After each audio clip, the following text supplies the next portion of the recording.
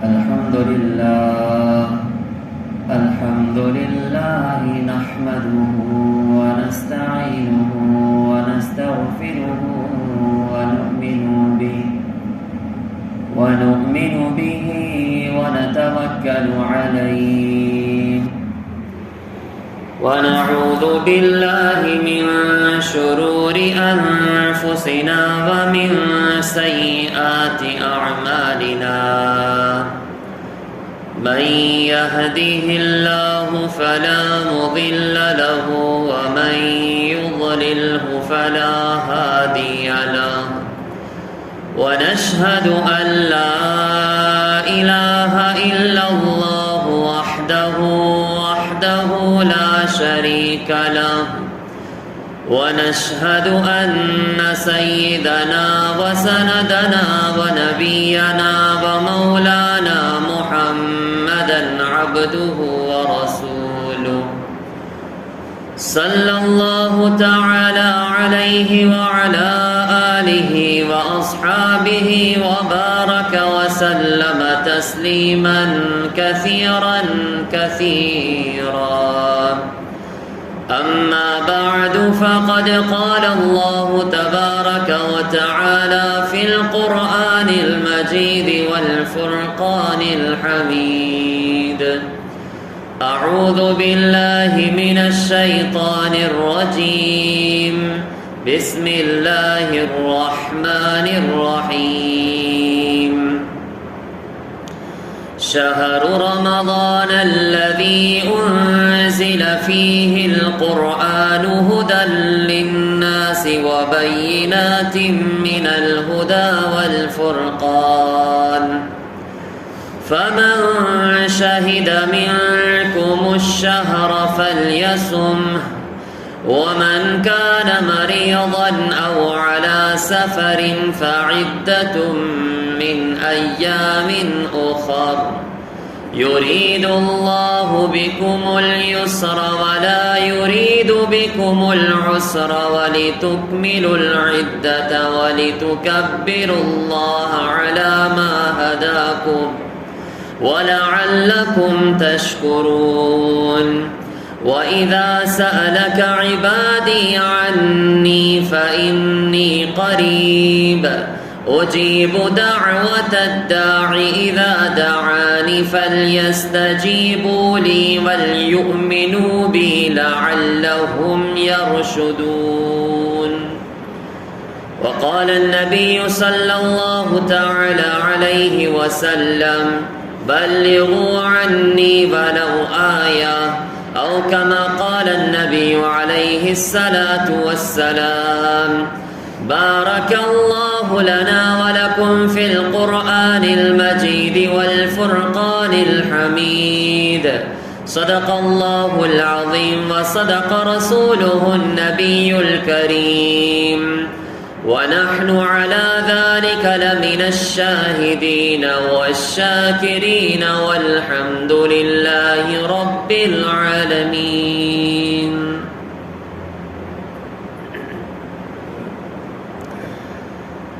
میرے عزیز دوستوں ساتھیوں، میں نے آپ کے سامنے سورہ بقرہ کی چند آیتیں تلاوت کی ہیں۔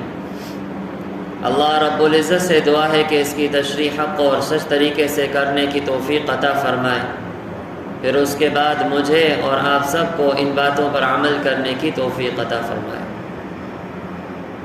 رمضان المبارک کا مہینہ چل رہا ہے اور آج رمضان کا تیسرا جمعہ ہے۔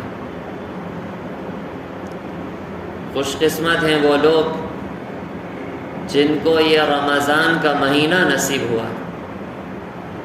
اللہ سے دعا ہے کہ اللہ ہمیں بار بار یہ مہینہ نصیب فرمائے۔ پھر اس سے بھی بہت ہی زیادہ خوش قسمت ہیں وہ لوگ جو اس کو صحیح معنی میں گزار رہے ہیں، جس طرح اللہ کی چاہت ہے اور جس طرح اللہ کا حکم ہے اسی کے مطابق اس مہینے کو گزار رہے ہیں۔ جو عبادتیں اس مہینے کے ساتھ خاص ہیں وہ عبادتیں صحیح معنی میں ادا کی جا رہی ہیں۔ اپنے آپ کو گناہوں سے بچایا جا رہا ہے، اللہ کی اطاعت پر اپنے آپ کو لگایا جا رہا ہے، یہ لوگ اور بھی زیادہ خوش قسمت ہیں۔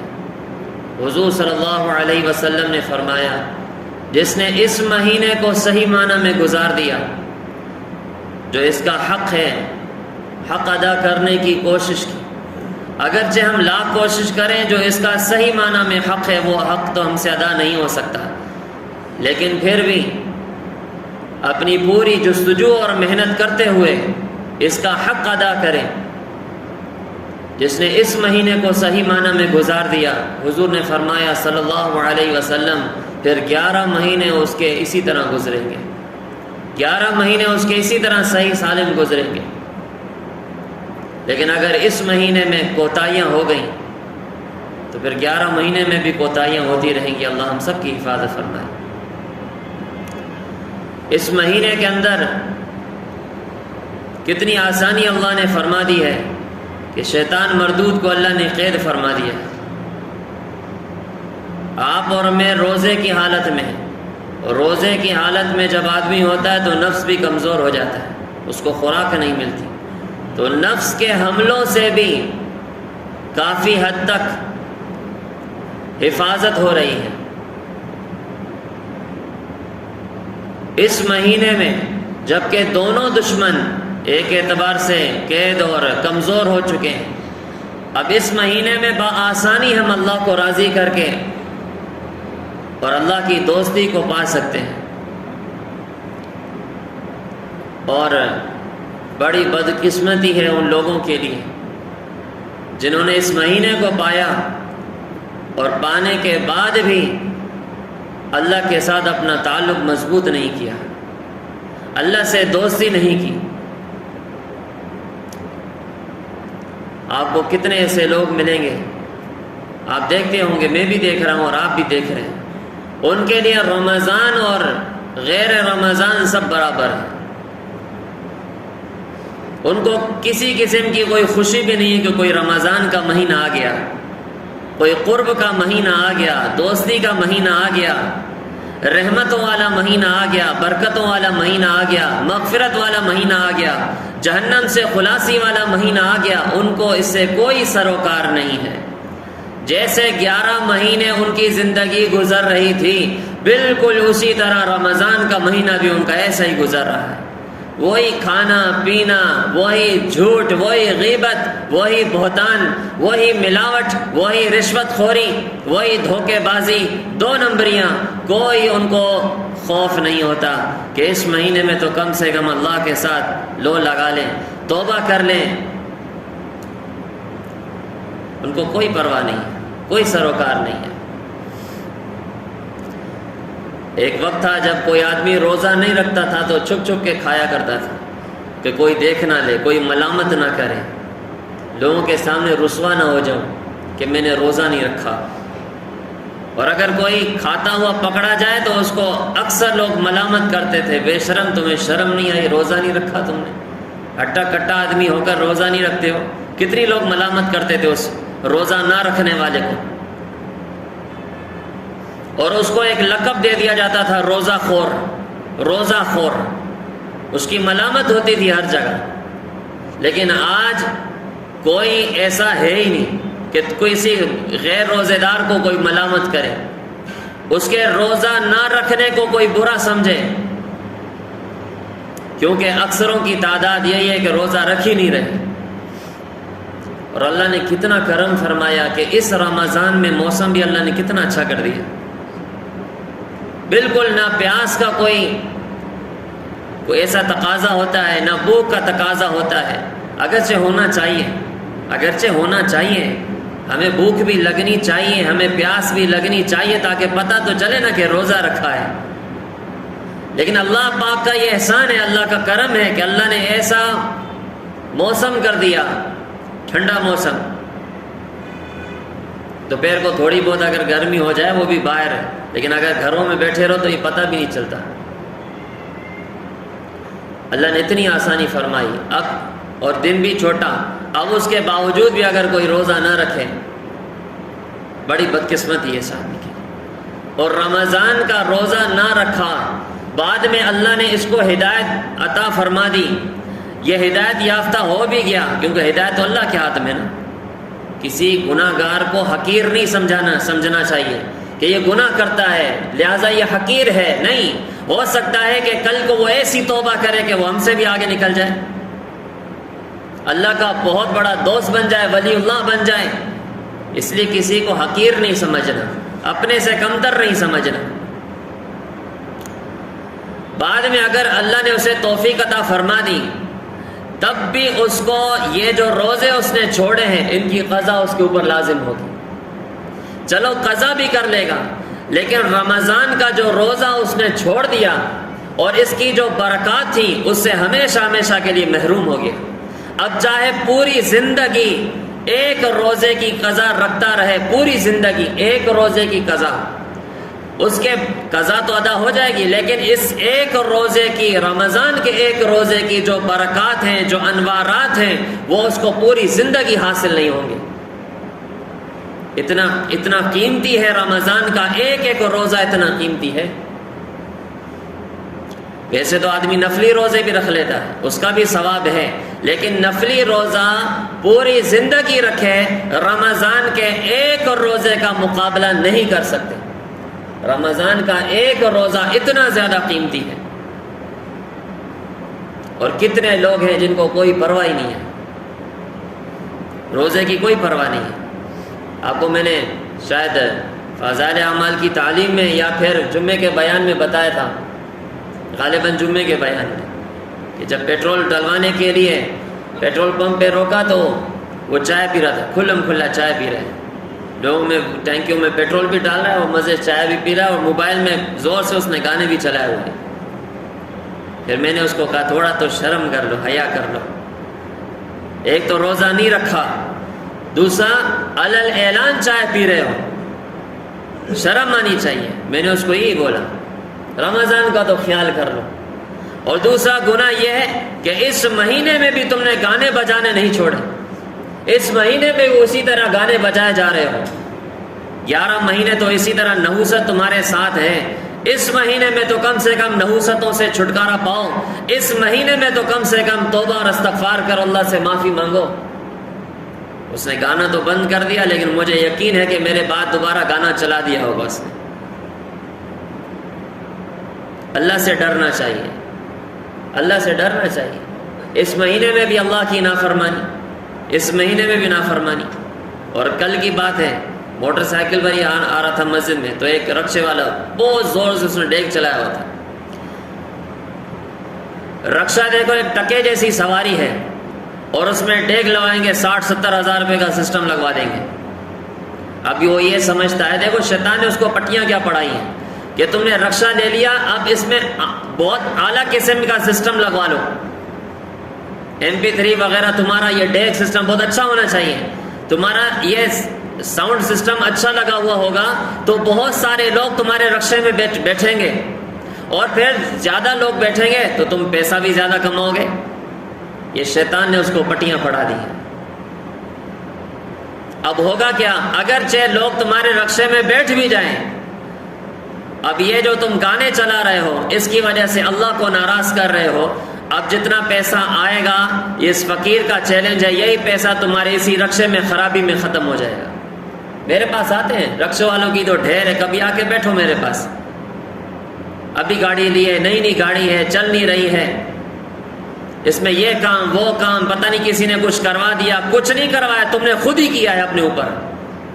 وہ لوگ واندے نہیں بیٹھے ہوئے تمہارے پیچھے، تمہارے رکشے کے پیچھے تعویذ کروائیں گے، تمہارے رکشے کے اوپر جادو کروائیں گے۔ کتنے لوگوں کے پاس ٹائم نہیں ہے، ابھی ہر آدمی پریشان ہے، آدمی اپنا راشن پورا کرے یا تمہارے پیچھے جا کے تعویذ کروائیں، پیچھے جا کے کچھ سوچو تو صحیح۔ گھر گھر میں راشن کی پریشانی ہے، وہ اپنے راشن پورے کریں، اپنے خفے پورے کریں، اپنے گھر کے مسائل کو حل کریں، کسی عامل کے پاس جا کے تمہارے تالے لگوائیں، تمہاری بندش لگوائیں۔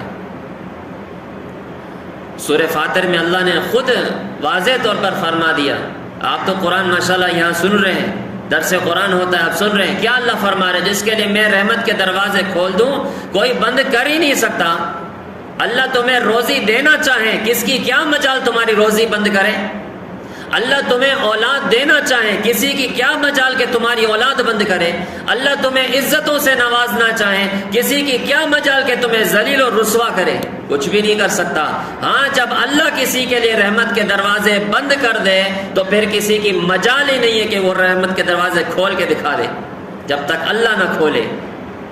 یہاں گانے چلائے، اللہ کی نافرمانی کی، روزہ نہیں رکھا، روزہ خوری کی ہے، اور پھر جب یہ رکشہ خراب ہوگا، یہ گاڑیاں خراب ہوں گی، گھر کے اندر لڑائی جھگڑے اور فسادات اور بیماریاں پیدا ہوں گی، پھر تمہارا ذہن پھر بھی شیطان کی طرف ہی جائے گا، پتہ نہیں کسی نے کچھ کروا دیا ہے۔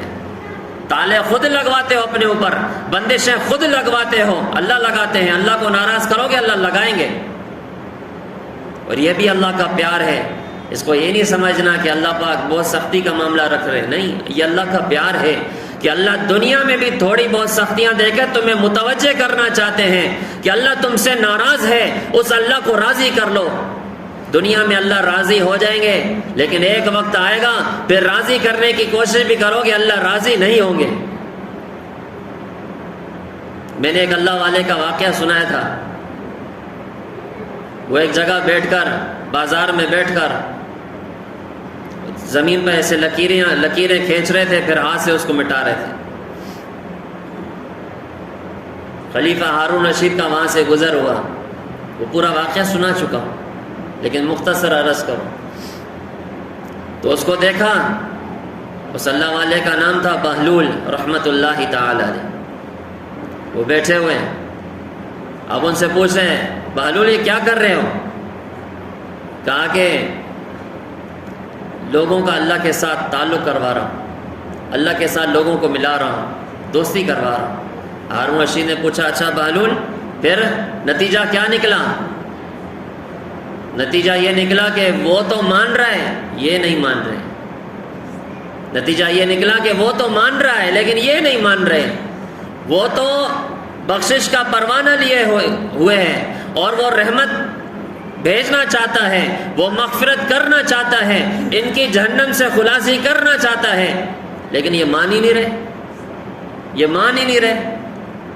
اچھا، چند دن کے بعد پھر اسی طرح ہارون رشید کا قبرستان سے سفر ہوا، گزر ہوا۔ اب وہیں بہلول رحمۃ اللہ علیہ وہیں بیٹھے ہوئے قبرستان میں۔ ہارون رشید نے پوچھا، بہلول کل بازار میں بیٹھے تھے، آج یہ قبرستان میں بیٹھے ہو، اب یہاں کیا کر رہے ہو؟ کہا کہ مقصد وہی ہے، مقصد تو وہی ہے۔ کیا مقصد ہے؟ مقصد یہ ہے ان کی اللہ کے ساتھ صلح کروا رہا، قبر والوں کی اللہ کے ساتھ صلح کروا رہا۔ اچھا، پھر آج نتیجہ کیا نکلا؟ نتیجہ یہ نکلا کہ یہ تو مان رہے لیکن اب وہ نہیں مان رہا۔ آج یہ تو مان رہے لیکن وہ نہیں مان رہا۔ میں اور آپ دنیا میں میرے پیاروں یا اللہ مان لیں گے، بڑے پیارے اللہ ہیں، وہ فوراً معاف کر لیتے ہیں۔ ہمارے گناہ چاہے کتنے ہی زیادہ ہو جائیں، میرے پاس کچھ لوگ ایسے بھی آتے پریشان، میں کیوں پریشان؟ کہا کہ بہت گناہ کیے ہیں۔ تو کیا ہو گیا؟ بہت گناہ کیے ہیں، پتہ نہیں معافی ہوگی کہ نہیں ہوگی۔ کیوں نہیں ہوگی معافی؟ آپ نے توبہ کر لی، توبہ کی شرطوں کے ساتھ توبہ کر لی، جس گناہ کے اندر مبتلا تھے اس گناہ کو چھوڑ دیا، کہا کہ ہاں چھوڑ دیا۔ اچھا، اس گناہ پر شرمندگی تھی، کہا کہ ہاں شرمندگی بھی ہے۔ آئندہ کے لیے پختہ عزم کر لیا کہ نہیں کرو گے، کہا کہ ہاں نہیں کروں گا۔ میں نے کہا پھر بے فکر ہو جاؤ، اللہ نے معاف کر دیا۔ ان توبہ کی 3 شرطوں کے ساتھ اگر توبہ کی ہے تو سمجھو کتنے ہی زیادہ گناہ ہو جائیں۔ اگر تمہارے اکیلے کے گناہ اتنے گناہ ہو جائیں کہ سارے سمندر، دریا اور نہریں تمہارے گناہ سے بھر جائیں، اور اتنے گناہ ہو جائیں تمہارے کہ جتنے مٹی ہے ہر مٹی کے ذرے ذرے کے برابر تمہارے گناہ ہو جائیں، اور اتنے گناہ تم نے کر لیے ہوں کہ جتنے پتے ہیں ہر پتے پتے کے برابر گناہ ہو جائیں، اور اتنے تم نے گناہ کر لیے ہوں کہ جتنی بارشیں ہو چکی یا ہو رہی ہیں یا آئندہ ہوں گی ہر ہر قطرے کے برابر تمہارے گناہ ہو جائیں۔ ایک دفعہ سچے دل سے توبہ کر لو، سمجھو کہ اللہ نے سارے گناہوں کو ایسے معاف کر دیا جیسے کبھی تم نے گناہ کیے ہی نہیں ہیں۔ اتنے پیارے اللہ، وہ تو معاف کرنے کے لیے انتظار میں ہیں۔ ہم خالی توبہ کریں، گناہوں سے توبہ کریں، وہ اللہ معاف فرما دیں گے، فوراً اللہ معاف فرما دیں گے۔ لوگوں کے ساتھ دوستی کرنا بعض دفعہ مشکل بھی ہو جاتا ہے، دوستی ہوتی نہیں ہے، تعلق قائم ہوتا نہیں ہے۔ میرے پاس کچھ ایسے لوگ بھی آ جاتے ہیں، میرا دوست روٹھ گیا ہے، ناراض ہو گیا ہے، مان ہی نہیں رہا، مانتا نہیں ہے، بڑی کوشش کی ہے، مانتا نہیں، راضی نہیں ہوتا۔ میں نے کہا دوستی تو حلال والی ہے؟ کہا کہ ہاں حلال والی ہے، بالکل، اس میں کوئی وہ نہیں ہے۔ تو میں نے ان کو دعائیں بتا دیتا ہوں، یہ دعا پڑھ لو، انشاءاللہ اللہ اس کے دل میں تمہارے لیے محبت پیدا فرما دے۔ مسلمانوں کی آپس میں اگر سچی محبت ہے، اللہ کے لیے ہے، تو یہ ایمان کی نشانی ہے۔ من اعطى للہ ومنع للہ واحب للہ وابغض للہ فقد استکمل ایمانہ۔ اگر کسی کو کچھ دیتے ہو، کوئی ہدیہ دیتے ہو، روپیہ پیسہ دیتے ہو، تو یہ اللہ کے لیے دینا، یہ تمہارا دینا صرف اللہ کے لیے ہو کہ میں اپنے مسلمان بھائی کے اوپر اس لیے خرچ کر رہا ہوں کہ اللہ مجھ سے راضی ہو جائے، ایک یہ۔ دوسرا یہ، کچھ لوگ ایسے ہیں جو پیسے کو غلط استعمال کرتے ہیں، گناہوں کے کام میں استعمال کرتے ہیں۔ آپ کے پیسوں سے وہ جوا کھیلے گا، آپ کے پیسوں سے وہ شراب خریدے گا، آپ کے پیسوں سے وہ دوسرا غلط کام کرے گا، زنا کرے گا یا کچھ اور غلط کام کرے گا، تو وہاں اس آدمی کو نہ دینا، پیسہ نہ دینا، یہ بھی ایمان کی نشانی ہے۔ اور تیسری بات یہ ہے کہ آپس میں جو محبت ہے، آپس میں تعلق، محبت ہے، یہ بھی صرف اللہ کے لیے ہونی چاہیے، یہ بھی ایمان کی نشانی ہے۔ اور اگر کسی سے بغض ہو، کوئی ایسا آدمی ہے جو علماء سے نفرت کرتا ہے، طلباء سے نفرت کرتا ہے، دینی خدام سے نفرت کرتا ہے، دین کا کام کرنے والوں سے نفرت کرتا ہے، مساجد سے بغض رکھتا ہے، مدارس سے بغض رکھتا ہے اور دین کے کاموں میں رکاوٹ ڈالتا ہے، ایسے آدمی سے بغض رکھنا یہ بھی ایمان کی نشانی ہے۔ بعض لوگ اس میں ذرا گڑبڑ کر جاتے ہیں، نہیں ہمارا دل سب کے لیے صاف ہے، وہ علماء کے لیے بغض رکھے، علماء کو گالیاں دے، طلباء کو گالیاں دے، مساجد کی بے حرمتی کرے، مدارس کی شان میں گستاخی کرے، آپ کہیں نہیں ہمارا دل صاف ہے۔ یہاں دل صاف رکھنا یہ آپ کے لیے خطرہ ہے، اس سے بغض رکھنا ہے، یہ ایمان کی نشانی ہے۔ من اعطى للہ ومنع للہ واحب للہ وابغض للہ فقد استکمل ایمانا، یہ حضور نے فرمایا صلی اللہ علیہ وسلم۔ تو جو بھی کام ہو اللہ کے لیے ہو، تو آپس میں جو تعلق ہوتا ہے اس کو بنانے کے لیے بھی بعض دفعہ پاپڑ بیلنے پڑتے ہیں، بڑی محنت کرنی پڑتی ہے، لیکن اللہ پاک ایسی پیاری ذات ہیں کہ اللہ کو راضی کرنے کے لیے کسی سفارش کی ضرورت بھی نہیں پڑتی، کسی کے پاس جانے کی ضرورت بھی نہیں پڑتی، بس بیٹھے بیٹھے ابھی میں اور آپ توبہ کر لیں کہ اللہ آئندہ کے لیے پختہ عزم کوئی گناہ نہیں کریں گے۔ ہاں یہاں پھر ایک اور بھی مسئلہ آ جاتا ہے، بعض لوگ توبہ اس لیے نہیں کر رہے ہوتے کہ اگر ابھی توبہ کر لوں گا چند دن کے بعد پھر گناہ کر لوں گا، پھر مجھ سے گناہ ہو جائے گا، اس لیے میں ابھی توبہ کرتا ہی نہیں ہوں، جب گناہ کر کر کے جب میرا پیٹ بھر جائے گا پھر میں جا کے توبہ کروں گا۔ یاد رکھو گناہوں سے کبھی بھی پیٹ نہیں بھرنے والا، شیطان چھوڑے گا نہیں کبھی بھی، یاد رکھنا، شیطان پیچھے لگا رہے گا، نفس کے حملے ہوتے رہیں گے۔ اگر گناہ نہیں چھوڑتے کوئی مسئلہ نہیں ہے، توبہ کرنا تو نہ چھوڑو، توبہ کرتے رہو، توبہ کرتے رہو، شیطان کا منہ کالا کرتے رہو۔ ایک دفعہ وقت ایسا بھی آئے گا شیطان بھی ہار مان لے گا، یہ تو گناہ کرتا ہے پھر توبہ کر کے مجھے چوٹ مار دیتا ہے، پھر میرا منہ کالا کر دیتا ہے، شیطان بھی دور بھاگ جائے گا، یہ وقت بھی آئے گا، لیکن محنت شرط ہے، کوئی کام بغیر محنت کے حاصل نہیں ہوتا۔ آپ ابتدا کریں تو صحیح، توبہ کریں تو صحیح، اس اللہ کو راضی کرنے کی فکر میں لگے تو صحیح، راستے اللہ خود کھولے گا۔ یوسف علیہ السلام کے لیے اللہ نے کیسے راستہ کھولا تھا؟ زلیخا کہاں لے گئی تھی اس کو، کہاں جا کر پھنسایا تھا اور کہاں آ جاؤ میرے ساتھ یہ کام کر لو، یعنی غلط کام کرو، زنا کرو۔ یوسف علیہ السلام کے اللہ نے کیسے حفاظت فرمائی؟ پتہ بھی ہے کہ سارے دروازوں کو تالے لگے ہوئے ہیں، بھاگنے کا کوئی فائدہ نہیں ہے، تالا کیسے کھلے گا؟ چابی تو ساری زلیخا کے پاس ہے، کیسے کھلے گا یہ تالا؟ لیکن دیکھو جب گناہ کو چھوڑا اور اللہ کی رحمت کو آسرا رکھا اور جب دوڑ لگائی تو اللہ نے تالے خود بخود کھولے، سارے کے سارے تالے خود بخود کھلتے چلے گئے۔ یہ ہمارے لیے ایک اہم سبق ہے، ہم توبہ کریں تو صحیح، آگے بڑھے تو صحیح، انشاءاللہ اللہ سارے راستے خود کھولے گا، خود کھولے گا اللہ۔ اللہ تو مجھے اور آپ کو دیکھ رہا ہے، جانچ رہا ہے، پرکھ رہا ہے، کون ہے جو اس مہینے میں مجھ سے تعلق قائم کرے، کون ہے جو مجھ سے اس مہینے میں دوستی کر لے۔ یہ دوستی کا مہینہ اللہ نے عطا فرمایا، اس مہینے میں اللہ کو پا لینا ہے، پانا بہت آسان، شیطان قید ہو چکا ہے، لفظ کمزور ہو چکا ہے، اس مہینے میں اللہ کو پانا بہت آسان ہے۔ لیکن بدقسمتی ہے ان لوگوں کے لیے جیسے اس مہینے کو بھی پا کر اللہ کے ساتھ تعلق نہیں کیا، تعلق نہیں جوڑا، اللہ کے ساتھ دوستی نہیں کی، اور اسی طرح ان کے دن گزرے جیسے 11 مہینے گزرتے ہیں، پرواہ ہی نہیں ان کو کسی کام کی۔ اللہ کو ہم راضی کریں گے تو اللہ راستے بھی کھولے گا۔ وَمَن يَتَّقِ اللَّهَ يَجْعَل لَّهُ مَخْرَجًا وَيَرْزُقْهُ مِنْ حَيْثُ لَا يَحْتَسِبُ۔ ہم تقوی اختیار کریں، اللہ والے بنے، پھر اللہ ہمارے لیے راستے کھولے گا۔ اللہ نے قرآن میں فرما دیا ہے اللہ راستے کھولے گا، سارے راستے کھولیں گے۔ لوگ پریشان ہوتے ہیں، میرے سارے راستے بند، میرے ہوتے ہوئے کام رک جاتے ہیں، میرا یہ بھی کام نہیں ہوتا، یہ بھی کام نہیں ہوتا۔ یہ اس لیے نہیں ہوتا کہ اللہ کو راضی کیا ہی نہیں، اللہ کے ساتھ تعلق مضبوط کیا ہی نہیں، اللہ کے ساتھ دوستی کی نہیں ہے۔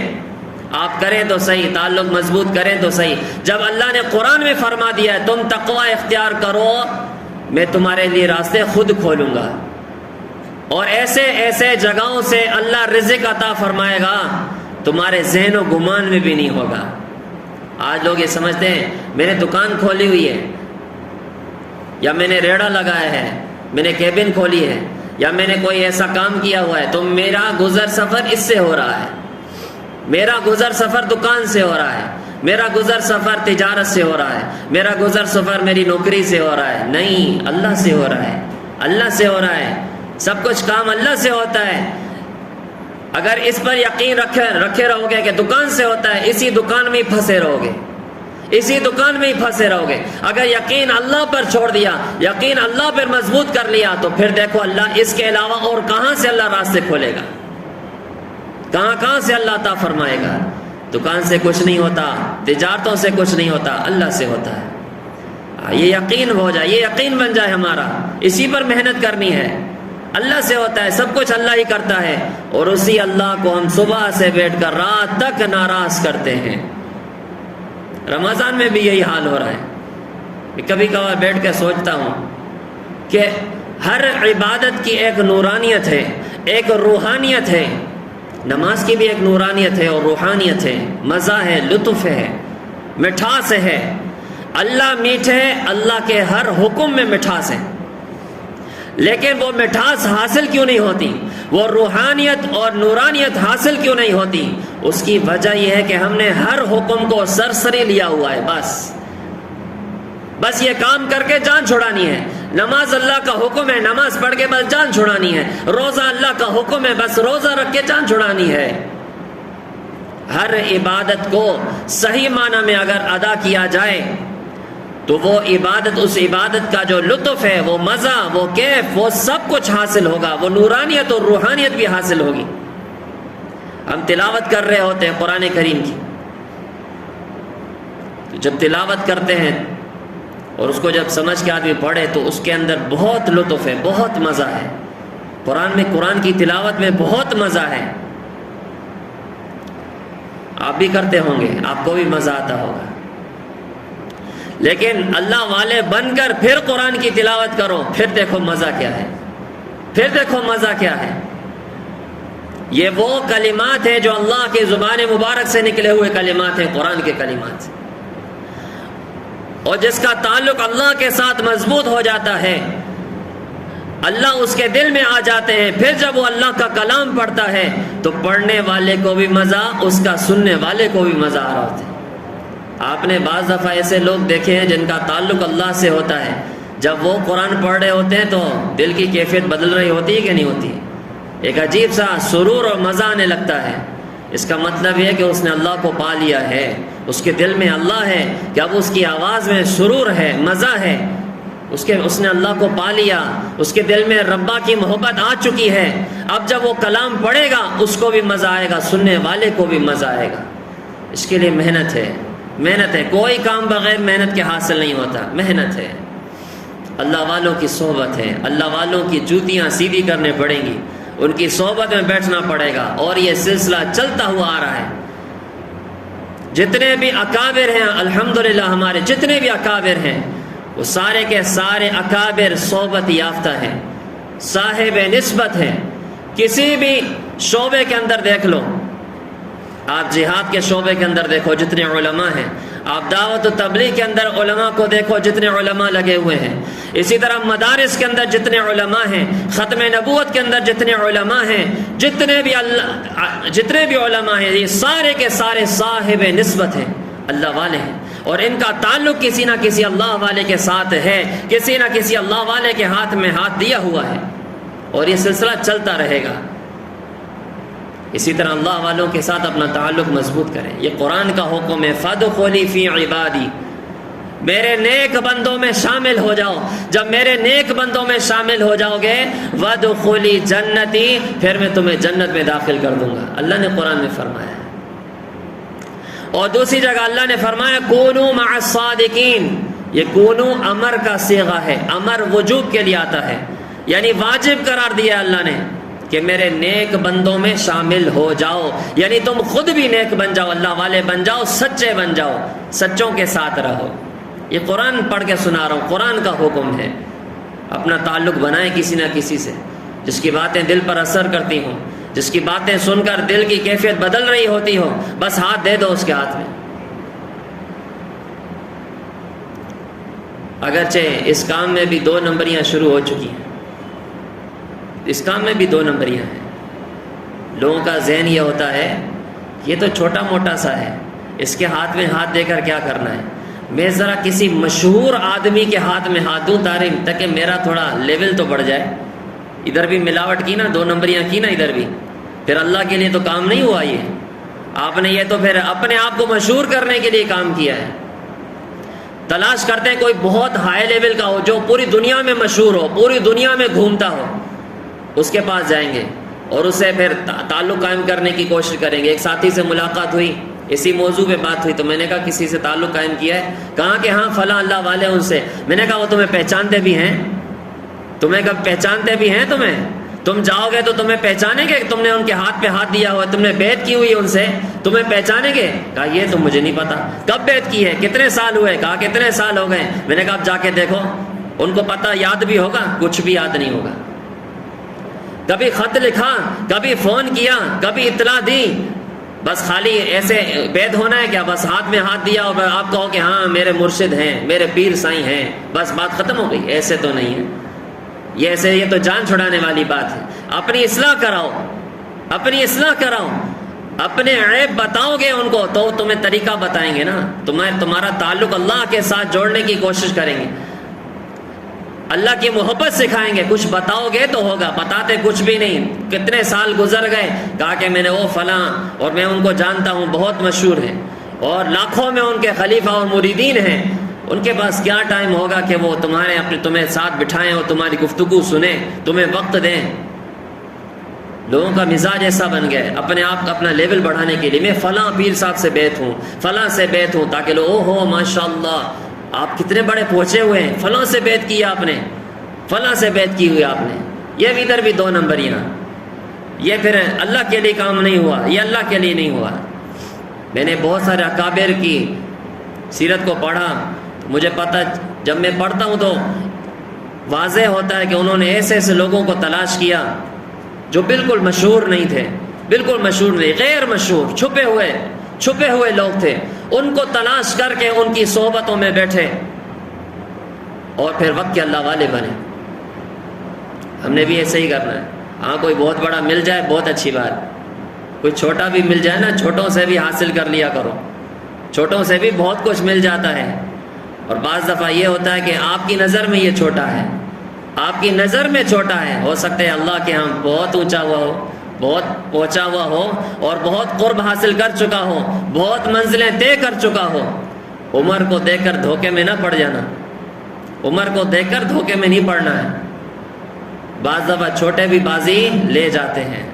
یہ تو ایسا میدان ہے، یہاں یہ ضرور نہیں ہے کہ بہت بڑی عمر والا اس کا مقام بہت اونچا ہے اور چھوٹی عمر والا اس کا مقام تھوڑا کم ہے۔ ادھر یہ تو نہیں چلتا۔ کس نے کہا ہے آپ کو کہ چھوٹی عمر والے کا درجہ تھوڑا چھوٹا ہوتا ہے، بڑی عمر والے کا درجہ تھوڑا بڑا ہوتا ہے. اس میدان میں یہ نہیں ہے. من جدہ وجدہ، جو زیادہ محنت کرے گا، چھوٹے نے زیادہ محنت کی ہے وہ زیادہ اونچا مقام حاصل کر لے گا، بڑے نے کم محنت کی ہے اس کا مقام اس سے کم ہوگا. یا تو محنت کرنی ہے، اللہ کو اپنے جوہر دکھانے ہیں، میدان میں اترو اور اللہ کو اپنے جوہر دکھاؤ، اللہ والے بننے کی کوشش کرو. یہ رمضان کا مہینہ اللہ نے دیا اس لیے، اس مہینے میں تو اپنے جوہر دکھائیں. ہم فضائل اعمال کے اندر بھی لکھا ہے نا، شیخ الحدیث صاحب نے کیا فرمایا، جو ہیں جوہر دکھانے والے وہ آؤ میدان میں اور اپنے جوہر دکھاؤ، اللہ کو اپنے جوہر دکھاؤ. اس مہینے میں اگر جوہر نہ دکھائے، کیا 11 مہینے میں اللہ کو دکھائیں گے؟ پھر تو شیطان بھی سامنے ہوگا، نفس کے حملے بھی ہو رہے ہوں گے. اللہ ہمیں اس مہینے کی قدر نصیب فرمائے، زیادہ سے زیادہ عبادتیں کرنے کی توفیق عطا فرمائے. اور یہ ایسا مہینہ اللہ نے عطا فرمائے کہ اس مہینے میں اللہ بے شمار لوگوں کی مغفرت فرما رہے ہیں، بے شمار لوگوں کی مغفرت فرما رہے ہیں. روزانہ کی بنیاد پر اللہ لوگوں کو جہنم سے خلاصی نصیب فرما رہے ہیں. بڑے سے بڑا گناہ گار بھی ہو، ہاں وہ توبہ کرے، ہاں توبہ ہی نہیں کر رہا تو پھر معافی کیا ہے؟ توبہ کرنے والوں کو اللہ پاک جہنم سے خلاصی کا سرٹیفکیٹ عطا فرما رہے ہیں. اس مہینے کے اندر روزانہ بخششیں ہو رہی ہیں، ہر نماز کے بعد بخششیں ہو رہی ہیں، اعلانات ہو رہے ہیں، اس کو بھی معاف کر دیا، اس کو بھی معاف، وہ بھی معاف، اعلانات ہو رہے ہیں. لیکن یاد رکھو، اتنی زیادہ بخششیں کرنے کے بعد بھی 4 لوگوں کی بخشش نہیں ہوگی. اس مہینے میں 4 لوگوں کی بخشش نہیں ہوگی. یہاں تک کہ آخری عشرے میں جتنے اللہ پہلے دن معاف فرماتے ہیں، اگلے دن اس سے زیادہ لوگوں کو معاف فرماتے ہیں. پھر جو لیلۃ القدر کی راتیں آتی ہیں، جتنے 20 دنوں میں لوگوں کی بخششیں ہوئی ہیں، لیلۃ القدر کی ہر رات میں اتنے لوگوں کی بخششیں ہو رہی ہوتی ہیں. پھر آخری رات میں تو پورے مہینے میں جتنے لوگوں کی بخششیں ہوئی ہیں، آخری رات میں اس سے بھی کئی زیادہ لوگوں کی بخششیں ہو جاتی ہیں. اتنے زیادہ لوگوں کو معاف فرمانے کے بعد بھی 4 لوگوں کی معافی نہیں ہوگی. نمبر 1، شراب کا عادی، شراب پینے والا.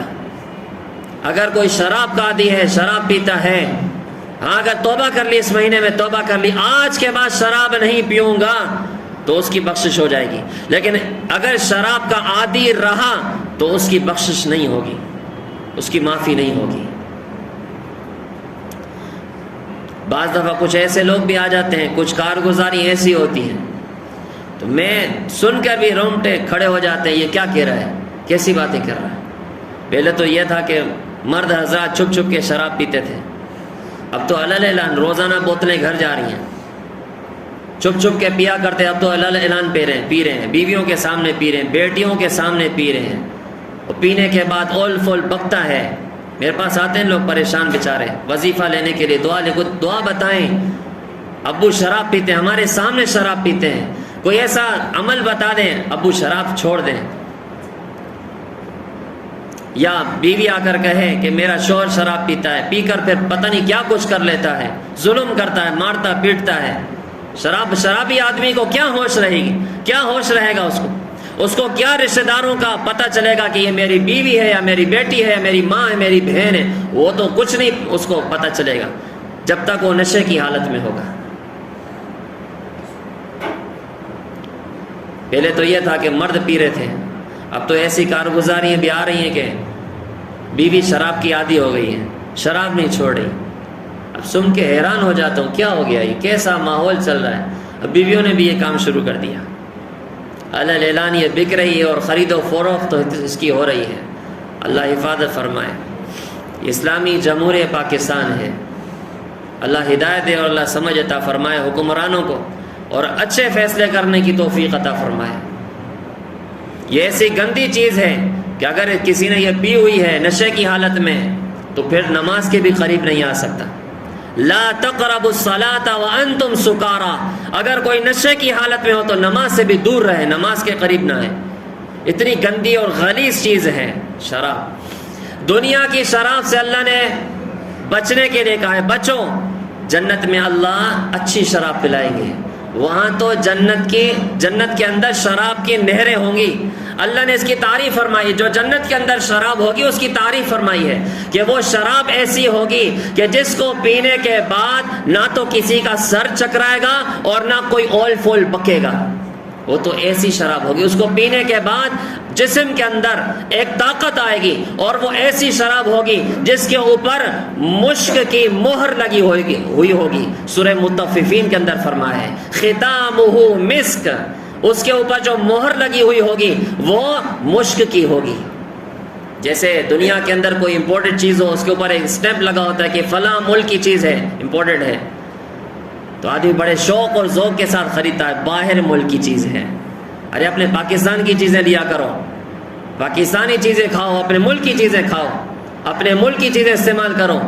باہر کی چیزیں استعمال کر کے فخر کرتے میں نے امپورٹڈ چیز استعمال کی ہے, امپورٹڈ پرفیوم استعمال کیا ہے, اسپرے استعمال کیا ہے. اپنے ملک سے پیار کرو, اپنے ملک کی چیزیں استعمال کرو, جیسے بھی ہو, ہمارا ملک ہے, اپنی چیزیں جیسی بھی استعمال کرو, اپنے ملک کو فائدہ دو. تو دنیا میں آدمی جو ہے بڑا اتراتا ہے کہ میں نے یہ چیز بڑی امپورٹنٹ ہے, باہر سے لے کر آیا ہوں, یہ باہر سے میں نے منگوائی ہے. جنت میں اللہ پاک جو شراب پلائیں گے اس کے اوپر مشک کی مہر لگی ہوئی ہوگی اور خالص شراب ہوگی. لیکن یہ وہ لوگ پئیں گے جو دنیا میں اس گندی چیز سے بچے ہوئے ہوں گے, ان کو ملے گی. باقی جس نے دنیا میں بھی منہ کالا کیا ہو اور گندی چیز کو منہ لگایا ہوا ہو, وہ پھر جنت میں محروم رہے گا. اللہ ہم سب کو اس دنیا کی گندی شراب سے محفوظ فرمائے اور آخرت کی اس نعمت سے اللہ پاک ہمیں مالا مال فرمائے. ایک تو یہ شراب کا عادی. نمبر 2, ماں باپ کا نافرمان. جس نے اپنے ماں باپ کو ستایا ہوا ہے اس کی بخشش بھی نہیں ہوگی. رمضان کے مہینے میں بخشش نہیں ہوگی. آج 5 منٹ زیادہ لے لوں گا آپ کا, پریشان نہیں ہونا. بس یہ 4 لوگ پورے کر لوں پھر بیان پورا کرتے ہیں اپنا, پریشان تو نہیں ہوں گے نا. دوسرا کون؟ جو ماں باپ کو ستانے والا ہو, ماں باپ کو پریشان کرنے والا ہو, ماں باپ کی نافرمانی کرنے والا ہو, وہ اس کی اس مہینے کے اندر بھی بخشش نہیں ہوگی.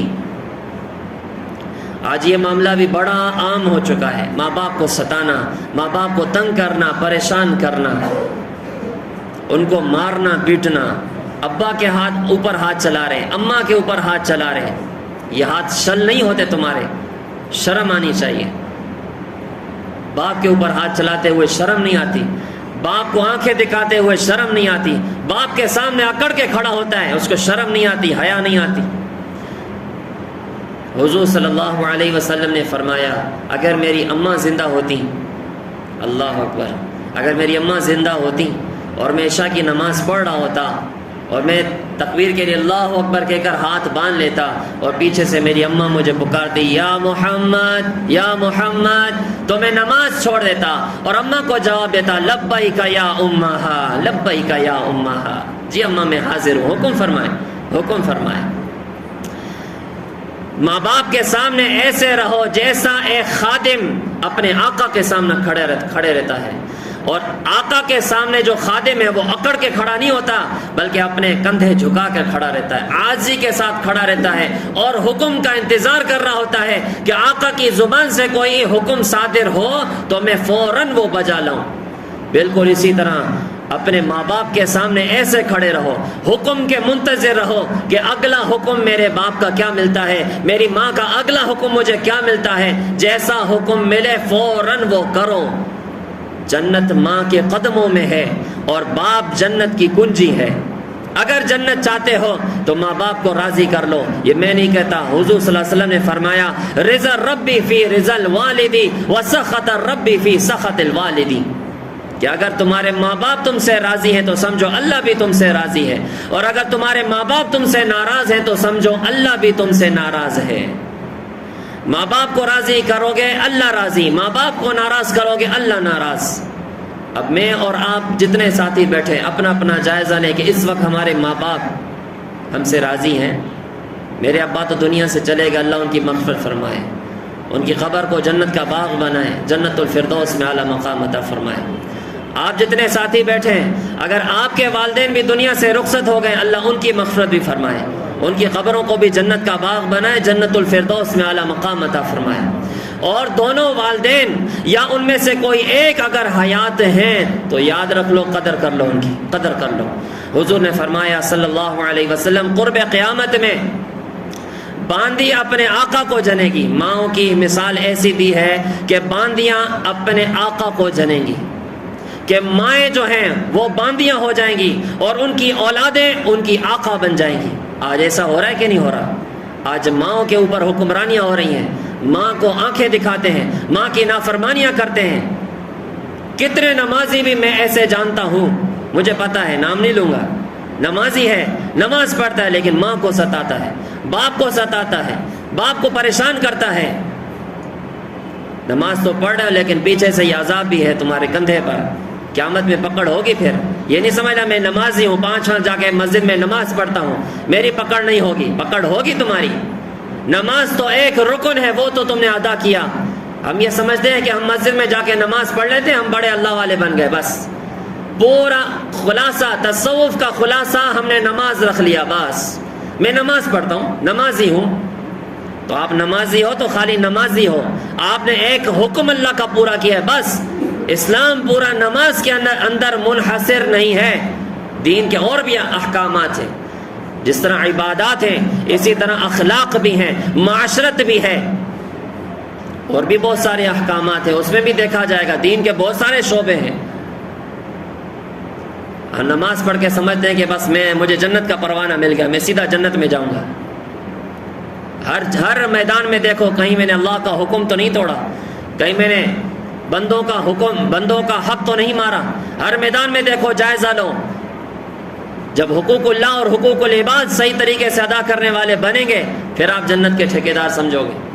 باقی ایسے نہیں خالی نماز پڑھی اور اپنے آپ کو جنتی سمجھنا شروع کر دیا، اتنا آسان بھی نہیں ہے ساری خالی جنت نماز پر منحصر ہو جائے۔ تو ماں باپ کا نافرمان، ماں باپ کو ستانے والا، اگر اس نے اس مہینے میں توبہ کر لی، میرا گمان تو آپ سب کے بارے میں اچھا ہے کہ آپ سب اپنے والدین کے فرما بردار ہوں گے۔ میں الحمدللہ سب کے معاملے میں اپنا گمان صاف رکھتا ہوں، الحمدللہ آگے بھی اسی طرح صاف ہی رکھوں گا۔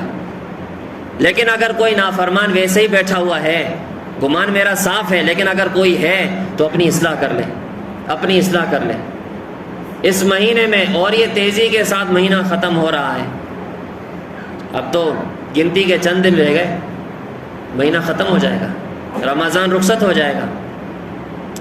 اس مہینے میں توبہ کر لیں، اگر توبہ نہ کی تو یاد رکھو پھر بخشش نہیں ہے۔ بہت سارے ایسے بھی ہیں جو ماں باپ سے قطع تعلق کیا ہوا ہے، جانتا ہوں ان کو بھی، قطع تعلق کر کے بیٹھے ہوئے ہیں، نہیں دیکھوں گا ابو کو، نہیں دیکھوں گا اماں کو، میں اپنا الگ گھر بناؤں گا۔ آج بھی ایک اماں کے رو رہی تھی، بہت بیٹے نے الگ گھر بنایا، زاروں قطار رو رہی تھی بیچاری، رمضان میں روزے سے رو رہی ہے۔ اللہ اکبر، شرم نہیں آئی بیٹے کو؟ دل میں بہت ان کو بس ہدایت کی دعا بھی کرتا ہوں، لیکن بہت کچھ بولتا بھی ہوں، ان کو شرم آنی چاہیے۔ ماں کو رلاتے ہو، رمضان کے مہینے میں ماں کو رلاتے ہو۔ دوسرا گھر بنا لیا ہے، اب وہ کہہ رہا ہے میں بس اب جا رہا ہوں دوسرے گھر میں رہوں گا، تمہارا منہ بھی نہیں دیکھوں گا۔ ماں کو اس طرح کوئی کہتا ہے تمہارا منہ بھی نہیں دیکھوں گا، تو ماں کو یہ بولو گے تمہارا منہ نہیں دیکھوں گا، اللہ پاک تمہارا منہ بھی نہیں دیکھیں گے، اللہ پاک تمہارا منہ بھی نہیں دیکھیں گے، اور حضور صلی اللہ علیہ وسلم بھی تمہارا منہ نہیں دیکھیں گے۔ حوض کوثر پہ تمہاری ملاقات بھی نہیں ہوگی حضور صلی اللہ علیہ وسلم سے۔ ماں کو کوئی ایسے بولے گا؟ یہ ساری کی ساری قیامت کی نشانیاں ہیں کہ باندی اپنے آقا کو جلے گی۔ ماؤں کی مثال ایسی ہو جائے گی کہ اپنے آقاؤں کو جلے گی، ان کی اولادیں نافرمان ہو جائیں گی۔ آج گھر گھر کے اندر تقریباً اولادیں نافرمان بن چکی ہیں۔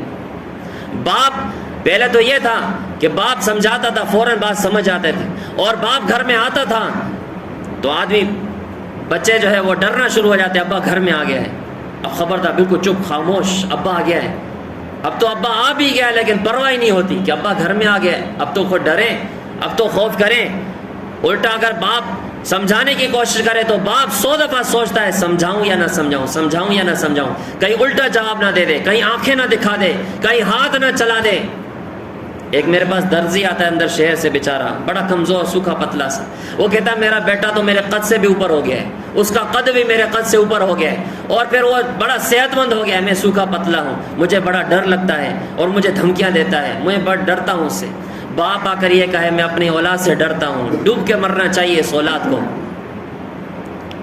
شرم آنی چاہیے. اگرچہ باپ کمزور ہے اس کا تم بازو بنو، وہ بیچارہ ابھی بوڑھا ضعیف ہو کر بھی کما رہا ہے، کپڑے سی کے تمہارے نخرے پورے کر رہا ہے، پھر بھی تمہیں شرم حیا نہیں آتی. اپنے باپ کی خدمت کرو، اس کی سفید داڑھی کا خیال کرو، اس کے لیے اس کا بازو بنو. اب تم کماؤ اور اپنے ابا کو کہو ابا اب تم آرام سے بیٹھو، میں کماؤں گا اور تم کو کھلاؤں گا. اللہ کرے کہ ایسی فرما بردار اولاد بن جائے. اور تیسرا آدمی جس کی بخشش نہیں ہوگی، وہ جو لوگوں سے حسد کرنے والا ہو. حاسدین کی جماعت، حسد کرنے والے، بغض رکھنے والے، ان کی بخشش نہیں ہوگی. بغض کیا ہے؟ کسی کی نعمت کو دیکھ کر اندر اندر میں جلنا. کسی کی تعریف ہو آپ کو جلن ہو رہی ہو، کوئی اچھا بولتا ہے جلن آپ کو ہو رہی ہو، کسی نے اچھی گاڑی خرید لی جلن آپ کو ہو رہی ہے، اس نے اچھا بنگلہ بنایا جلن آپ کو ہو رہی ہے، اس کے پاس بینک بیلنس ہے، اس کی عزت ہے، شان و شوکت ہے، لوگ اس کی عزت کرتے ہیں، جلن آپ کو ہوتی ہے. یہ بغض ہے. اگر کسی کے دل میں کسی کے لیے بغض رہا تو یاد رکھو اس کی بخشش نہیں ہے. پھر چاہے نمازیں پڑھے چاہے تراویحاں پڑھے، حضور نے فرمایا بخشش نہیں ہوگی. اس لیے بغض نہیں رکھنا کسی سے. کسی کی نعمت کو دیکھ کر دعا کیا کرو اللہ اس کی نعمتوں میں اور اضافہ فرما، اللہ مجھے بھی عطا فرما اور اس کی نعمتوں میں اور اضافہ فرما. اپنے دل کی صفائی اس طرح کر لیا کرو، اس کی نعمتوں کو دیکھ کر اور دعا کیا کرو یا اللہ اس کو اور ترقیاں عطا فرما، اس کو اور عزتیں عطا فرما، اللہ اس کو اور مال عطا فرما. اپنی اصلاح اس طرح کرو، آپ دعا کرو گے دل آپ کا صاف ہو جائے گا. اور نمبر 4، کینہ رکھنے والا. کینہ بغض سے بھی خطرناک ہے.